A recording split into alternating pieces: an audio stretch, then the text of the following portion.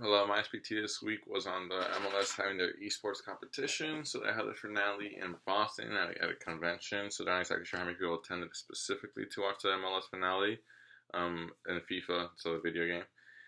What they had also was it streamed, which is the biggest deal of it. So at its peak, it had about 30,000 viewers.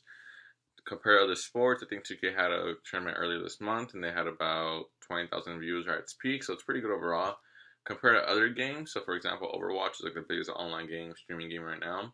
They had, on average, typically they have 60,000 to 100,000 viewers. Typically, so it's a huge number, but obviously it's a whole different game. This is great for the MLS because that's still a big number, 30,000, especially for something that's barely starting with them. And it's good for international, not publicity, but they know people from other countries are watching, which is nice for the MLS. It's just more exposure.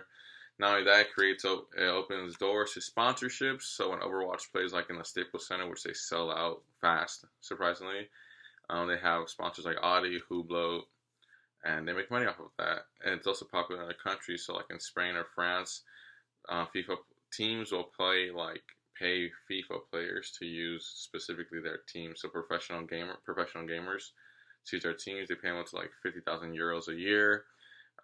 So that's a pretty decent amount of money just to play video games for a living, and they can do their stuff part time too. And not only that, they get to travel. That's all paid for, and they're playing video games for a living, so it's not too bad. And what they want that to turn into the MLS is just more sponsors. Obviously, you can make a lot of money off streaming because of ad revenue, and it's just more exposure for the game. The MLS isn't exactly a popular sport in the U.S. It's probably like a top 4, top 5 sport behind baseball, basketball, and football, and even then, there's a few other sports that might be equal as popular as soccer here. So it's a good thing for them.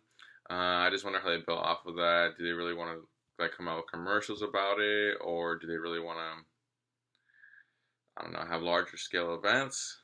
I mean, from there, just figuring out what to do and how to build off of that. And then I think as the MLS grows, so will this, or as this grows, so will the MLS. It's more exposure. It's good for everybody, good for the teams, good for sponsors, good for the league.